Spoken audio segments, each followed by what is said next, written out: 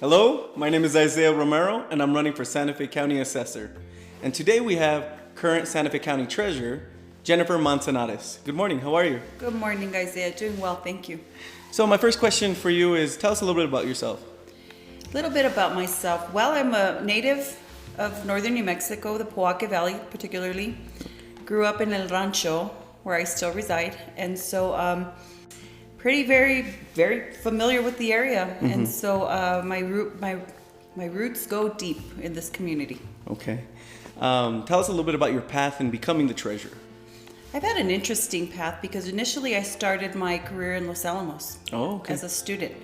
And so I spent 21 years up there. Oh, wow. And so had a lot of variety. I had human resources, some quality assurance, records management. So I stayed there because it was convenient, it was nice, and we paid well. But then I got my degree in political science, and that switched my entire direction. And so at that point, I had done some campaign work for Senator Udall. Okay. And went on to work for Congressman Lujan, now Senator Lujan. And so with the experience I had there, I really felt the urgency, I think, with being a woman and being Latina to run for an office. Okay. So now that you're the treasurer, what does the treasurer's office do? There are a lot of people, even speaking about the assessor's office, like, hey, I know you've worked there for a while, and I kind of know what they do. Can you tell the viewers a little bit about what the treasurer's office does? Absolutely. So we have a variety of things. I know a lot of people will look at the treasurer's office and say they only collect taxes. Yeah. Well, that's not the only thing we do. So we also have an investment portfolio that we keep the county's money safe when it comes to investments.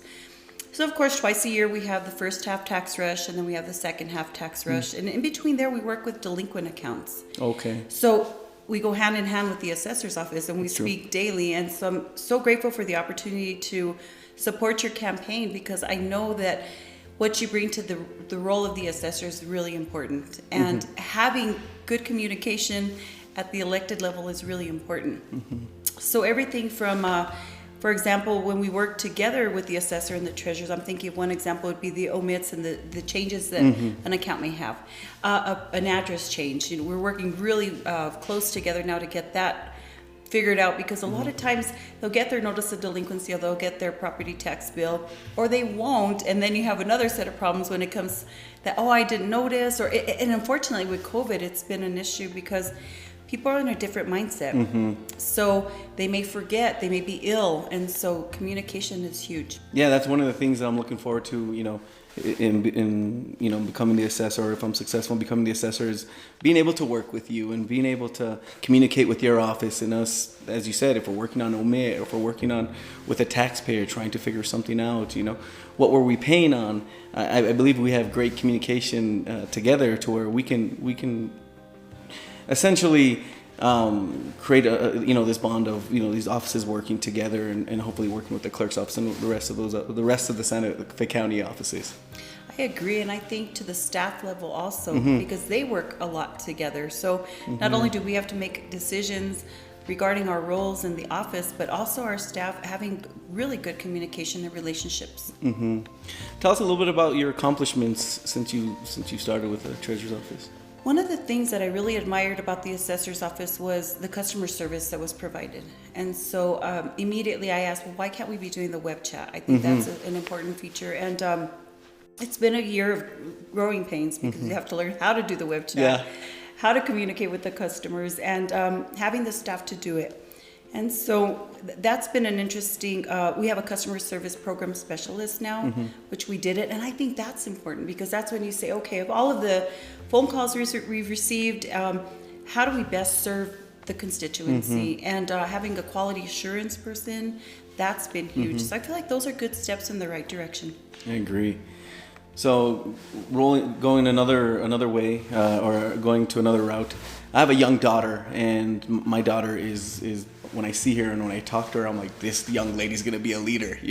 She's such a maverick, and she makes her own row. Can you speak to those young ladies who want to become leaders in our community? That is probably one of my most favorite parts of being a treasurer and an elected official. That how you influence those that you don't realize you're influencing.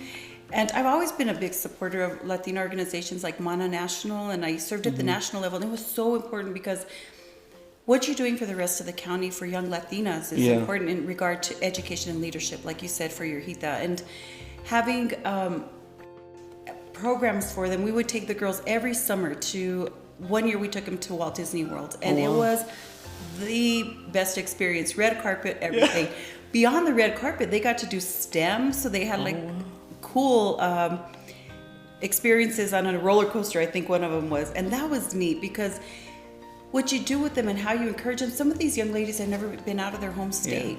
And so you travel with them. So I would say for the young ladies who are like your daughter, that you already see those leadership skills. I have a niece who's super, we just say she's different, and we know that leadership that she has isn't being traviesa. It's about giving her redirection so that she can follow a path that find their niche. Yeah.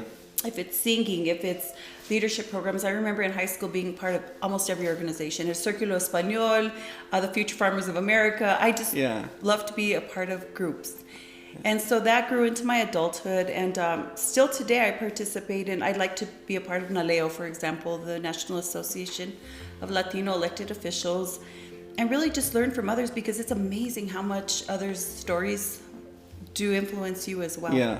And I'm sure my daughter gets a lot of that from my wife, who leads it, where she works, and, she sees that, and she's had a great influence on her as well. And so I enjoy that, the fact that young ladies such as yourself are out there influencing those young ladies such as my daughter. So thank you so much. You're welcome. Thank you. And thank you. I appreciate all that you do in the assessor's office, and stepping into a role to run for the assessor. I really have a lot of respect for. Thank you.